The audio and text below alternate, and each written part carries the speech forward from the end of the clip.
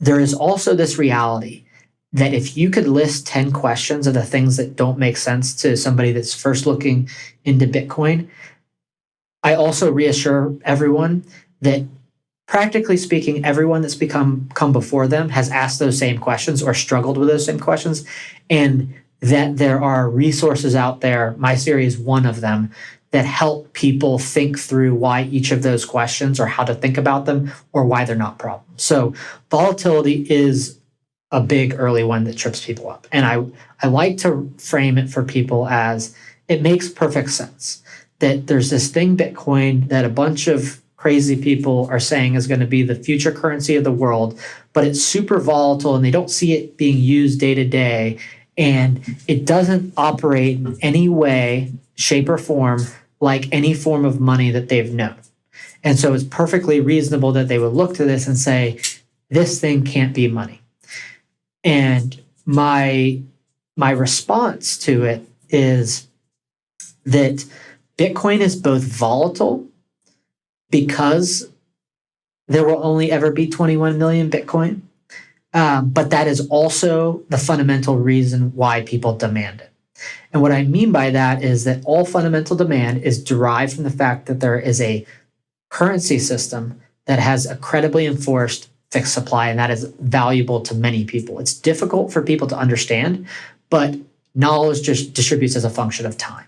And that if you recognize that there is information asymmetry, and that for each person that starts to accumulate Bitcoin or adopt Bitcoin as a standard of value, their knowledge from that first point of saving for the first time versus 1 year out versus 2 year out versus 3 year out increases almost definitionally. That you can't start to begin the fundamentals of Bitcoin until you own it for the first time, and then your knowledge increases. And then think about everyone at a different point on that continuum, and that more people are doing it every day.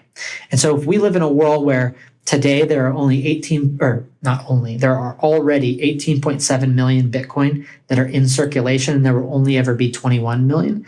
And that if information distributes on an accelerating basis, if not exponential basis, that if 10x the people demand Bitcoin, say, and Bitcoin is generally adopted in waves, which I think is generally a function of just human psychology, nothing specific to Bitcoin, that if demand increases 10x and the supply is perfectly inelastic because we have this finite, scarce monetary system, which again is the fundamental value, that what you ultimately have is 10x the people valuing something for the first time, that ride is inevitably going to be volatile. It's going to force the price up, but there exists information asymmetry. There exists the fact that a lot of new people are valuing this good for the first time, that it will very naturally, just as a function of price discovery, be volatile. There is no other path.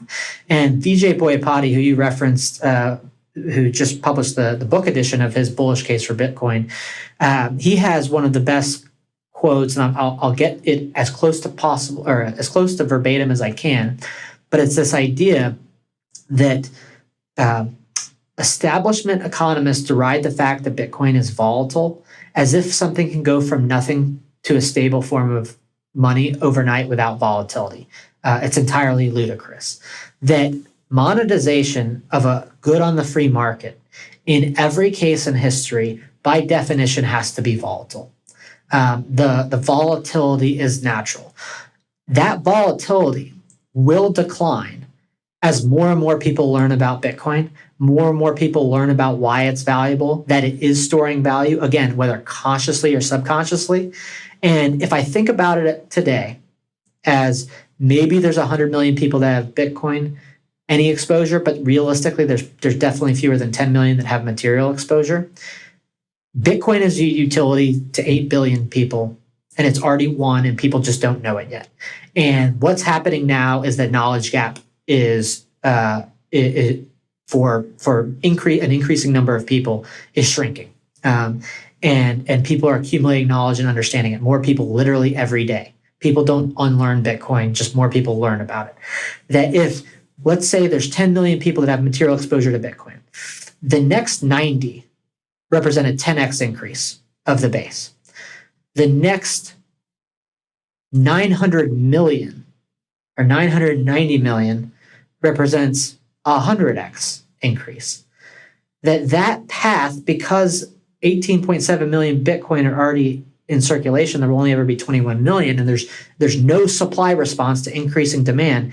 The path merits that it must be volatile when new people of that orders of magnitude adopting it or pricing a good for the first time are coming to understand it, and then appreciating that their knowledge grows over time and that Bitcoin becomes more intuitive. But let's assume that volatile path, and let's assume once 1 billion people have Bitcoin, that the next 100 million people don't represent a 10x increase from the 10 million that have material exposure to it today. It represents 10%.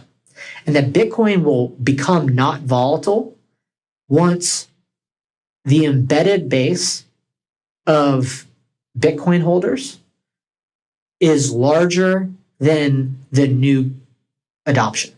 And that doesn't mean we have to get to 3.5 billion, because adoption is not just a function of individual numbers of people. It's the amount of wealth that those people have, the amount of wealth that they're storing in the Bitcoin network. But that Bitcoin naturally stabilizes only as a function of population density of Bitcoin holders getting to such a critical mass that incremental adoption is percentages rather than multiples, if not orders of magnitude. And that the reason why that will happen is that there will only ever be 21 million Bitcoin. The same problem for everyone, the same solution. And it's of value to virtually everyone.